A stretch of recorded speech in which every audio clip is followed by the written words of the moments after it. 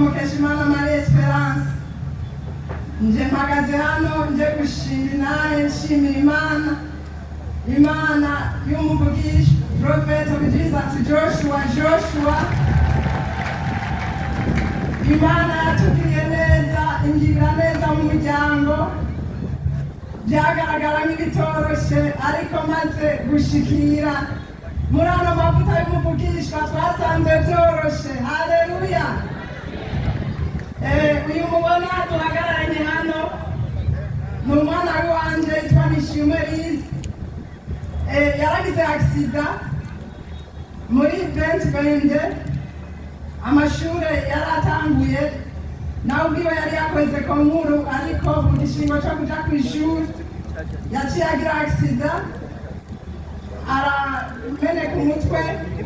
Nabyita kumeneka umutwe kuko ubwonko bwaraseseka, tempa yari yamenetse, ntibyari byoroshe. Turamujyana mu bitaro muri Rwakarete, yakiriwe n'umudogiteri bita Oscar yavura mu mutwe. Hanyuma baramuvura, baragerageza ibyo bashoboye mu buhinga bwabo Imana yabahaye, ariko haragera igihe baravuga bati tubiravye twebwe ibyo dushoboye tubirangirije hano, twagomba tubarungike muri Kenya. Genda rero mwitegure murondere miliyoni 25 hanyuma mugende muri Kenya. Imana ishimwe. Hanyuma rero maze kubyumva turabibwira umuryango, baravuga bati bya bintu rero bije bikomeye, ariko nababwira ati nimuhumure bigiye koroha kuko narumvise ko hari ahantu hari Imana ikora bigakomera, hari Imana ivuga bikaba. Yesu nashimwe. Naciye mfata uyu mwana ndamujyana muri Sabaoth Church, ahari umuvugisha wa Prophet of Jesus Joshua. Haleluya. Ndamubwira ikibazo cy'umwana, ndamubwira ko baturungitse muri Kenya. Hanyuma ariko ndamubarira nti nubwo baturungitse muri Kenya narumvise cyane ndamaze kubyumva ko hano hari Imana ikora kandi byihuse. Yesu nashimwe.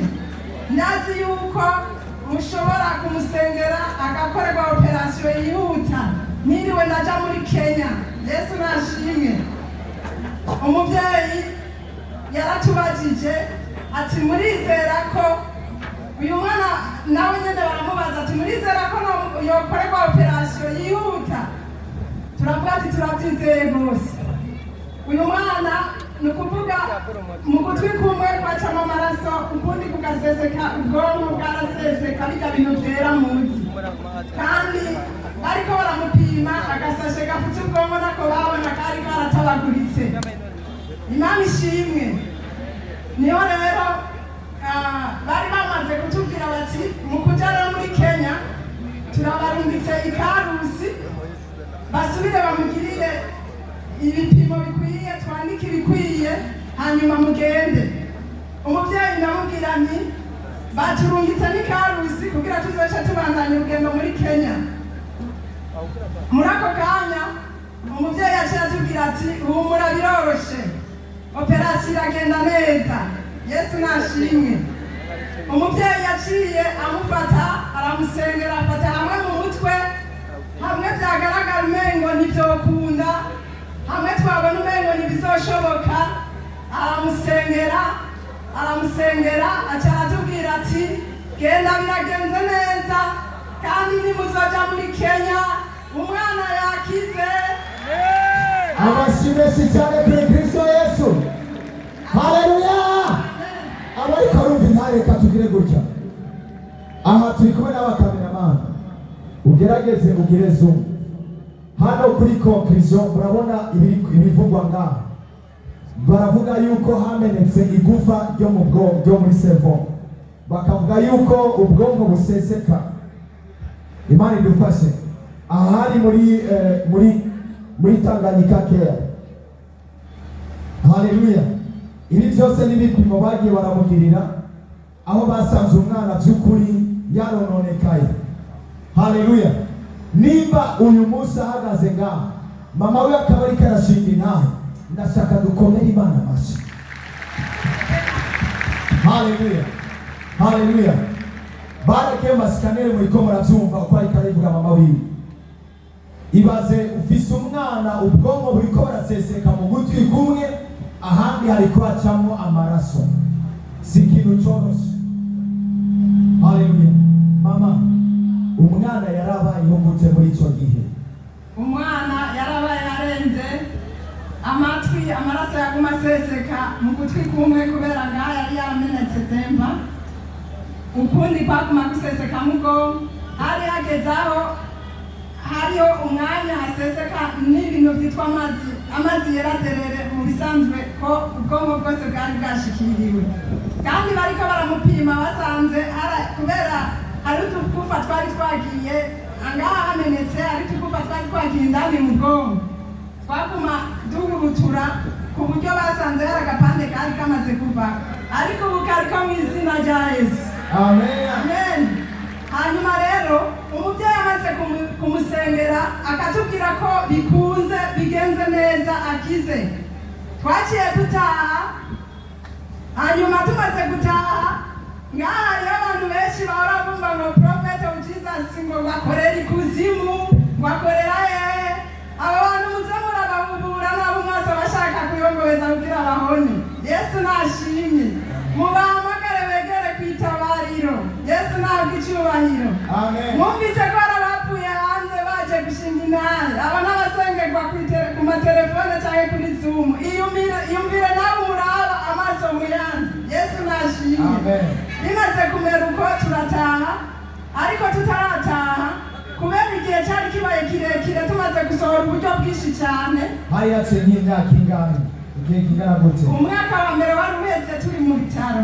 Hama kw'ishure vyariko bari bababwiye? Kw'ishure bari batubwiye ko azosubira kw'ishure nyuma y'imyaka 5. Ninde yari yabibabwiye? Umuganga wiwe, umudogoteri wiwe. Hanyuma rero bimaze kumera uko ndamubwira umuvyeyi ati kubera rero bandungitse ikarusi, uburyo nabwo bwasa n'ubwadu muriko burahera kuko ntivyari vyoroshe. Dusengere turonke umuriyoni n'inusu, ejo nyene ce nduga kuzana intahe. Ubu sinzoba ngiye mu bipimo, nzoba ngiye kuzana inyishu ariyo turiko turatanga ngaho uno munsi. Imana nishimwe. Amashi menshi siniko ndabumva, muriko murumvise intahe nkanje gaheme. Komera iyo Mana amashi. Haleluya. Umuvyeyi aradusengera ati genda n'ubwo buryo burabonetse. Yesu nashimwe. Dushitse muhira, nyana umwana murumva ko yari muri operation, yaciye atangura kumera nk'uwarabye, kandi yari mu bitaro urazi uri muri bloke ngene biba bimeze. Yesu nashimwe. Abantu mu rupangu baravuga umwana yapfuye. Nanje ati arakomeye burya ariko aravurwa ari muri operation. Yesu ntabwo icubahiro. Hanyuma ca ndamuterura kubera urwamo bari rwinshi, ca ndamujana Tanganyika keya kugira ngo aruhuke bareke kumurusha. Maze gushikayo igitangaza ca mbere wa miliyoni n'inusu nashitse muri Tanganyika keya, telefone rimikashi mbona yakira. Yesu nashimwe. Mwibuke umuvugishi wari yamubwiye ngo n'uburyo burabonetse. Yego.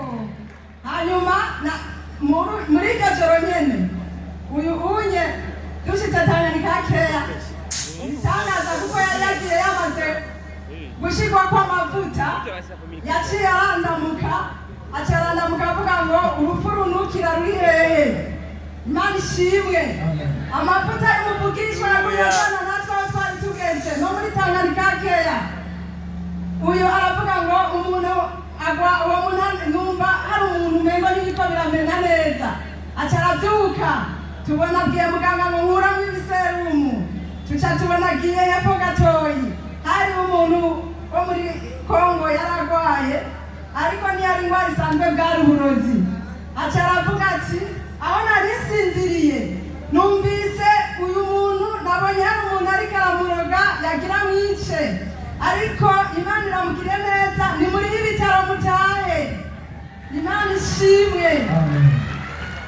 wa wundi sinzi ko muri ko murabyumva, wa wundi yararenje yari yaravye yari muri koma. Yes. Kubera ko profeti yamurambitse k'ikiganza yaciye agendana n'amavuta aza no gutabara abandi. Mu gihe bamukuye muhira atavuga yamaze kuja muri koma, bamushikanye muri kira, haciye umwanya atarabaduka aravyuka acaja gusengera abandi. Amashi kuri Kristo Yesu. Haleluya. Ndiko nafata ngo mugende mutahura neza ino ntahe. Mama hama byase bigenda gute? Uwo mutama yari yamaze kumera nabi cyane, yasa n'uwapfuye. Ababa baravuga ati ego natwe twari twabonye ko ari uburozi, kandi mu miryango iwacu hari ibintu bitameze neza. Burya uwo mutama twagiye tubona abyuka, tuza tubona ararandamutse, tuza tubona aricaye. Wa mutama twageze kuva mu bitaro nabo bariko baramurira atashi wabo muri Kongo. Imana yabicubanye. Amen. Mama ndashaka kubwire ni gute rero mwagiye Ikarusi? Amarezita yaho byagenze gute? Ikarusi rero twaragiye, tumaze gushikayo baramupima, bamaze kumupima nabo nyene ntibyabasobanukiye. Aravuga ati nibiki byabaye? Twe batwandikiye batubwira ko uyu mwana ubwonko bwiwe bwasanzaye kandi na temperamenetse ariko agasashe ku bwonko katariko, mugabo dusanze kariko. Amashi menshi akanuru kenshi cyane kuri Yesu Kristo. Sindabumba basanze kagasashe bavuga ko katari kariko gafuka ubwonko, basanze kariko. Ivyo baboneye muri scanner, kandi scanner ya mbere yari yaramaze kwerekana yuko ubwonko bwame buseseka atagashashe kariko. Ariko inyuma yo gusengerwa ashitse hariya Ikarusi muri scanner basanga agasashe kariko. Abaganga bashobora gute? Abaganga batubwiye ati ahubwo ni munyaruke muje gushimira Imana, namwe muri Kenya bari babarungitse nimukigiye, nudusigaye tuzorangira byihuse. Yesu ashimwe. Amen. Mumeri Imana nashi, Imana y'umuvugisha. Prophet of Jesus Joshua. Hallelujah. Amashimwe kuri Kristo. Aha yorize bari biteze yuko azosubira ku ishure inyuma y'imyaka 5. None mu myaka 5 arayejeje amashure. Ndashaka kubona munezerewe mu izina rya Yesu Kristo. Reka twumvirize Lize. Mu myaka 5 bavuze ayejeje amashure hasigaye 2. Yes. My God. Uno musi ari gukora exeta. Uzavuye gukora exeta.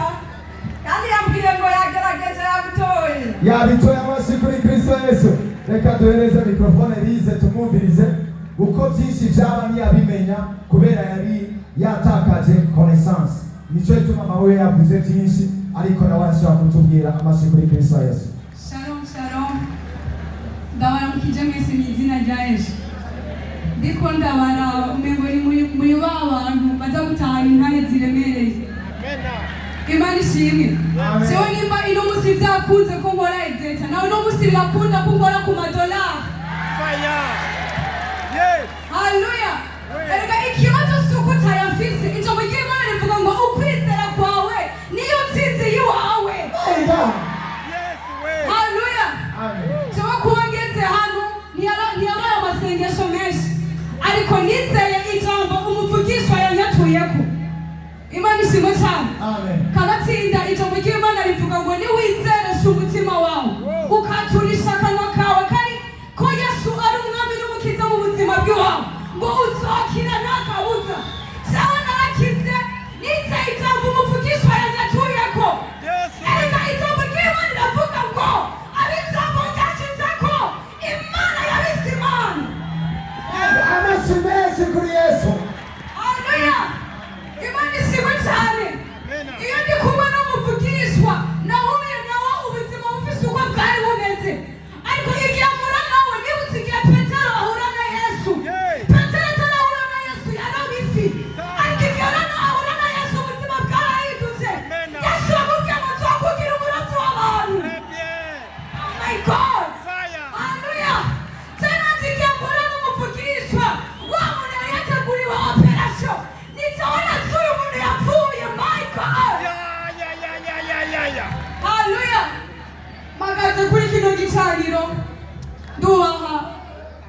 amavuta dubaha umuvyeyi wanje urashobora kumera amashi umuvyeyi wanje my prophet. Yes, my prophet. Imana ishimwe cyane ndamukunda cyane nahuye nawe hageze nahuye nawe nari naragize aksida mama yabivuze ariko ntarahura nawe narifuza guhura nawe. Imana ishimwe cyane bo icyo shimira Imana ego nityo umuvugisha yaransengeye ariko ikindi shimira Imana ni iki nuko namenye ikibanza cy'iwanje.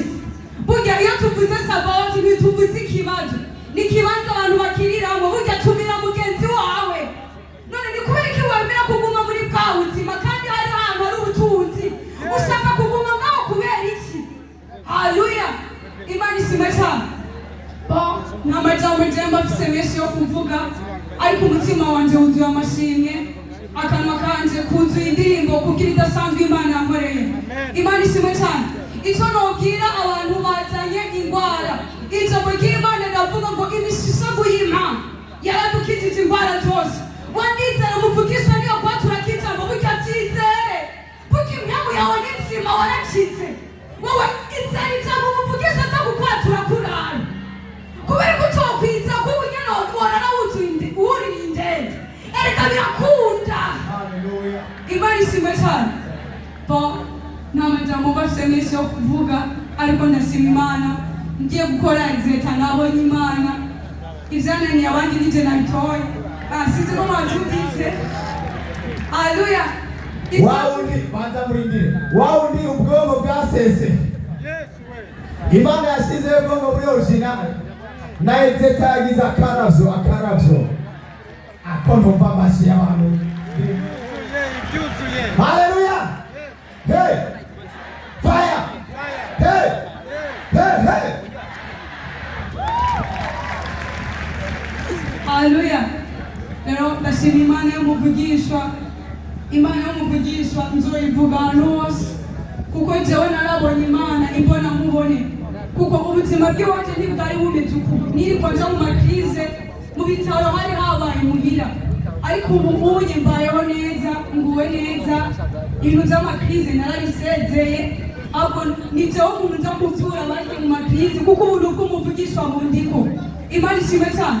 Rero ikintu nogusaba ngo baje muri kino kibanza izere ishima nini kiravuga ku buzima bw'iwawe burya birashoboka. Erega n'ijambo riravuga ngo Nyarushari niwe yavuye mu ihanga rikomeye. Basi iryo jambo uraryizera basi kubera iki nawe utokwizera kutoja kugura ipaseri kinini basi ego Canada ndumva ntiwatumvise ariko izera kubwo ubuzima bwo gupanga waburambiwe. Haleluya. Jewe ndizera icyo Imana ivuga ko cyane cyane ijambo ry'Imana rivuga ngo mwizere Imana mubone gushikama ariko arahandi hantu ngo mwizere umuvugishwa ko tatubona intsinzi isigura ngo intsinzi mu kanya gato mugira muhure. Abasi bose kuri Yesu Kristo. Haleluya. Abantu bahezage lino ntahe Imana ibahezage cyane.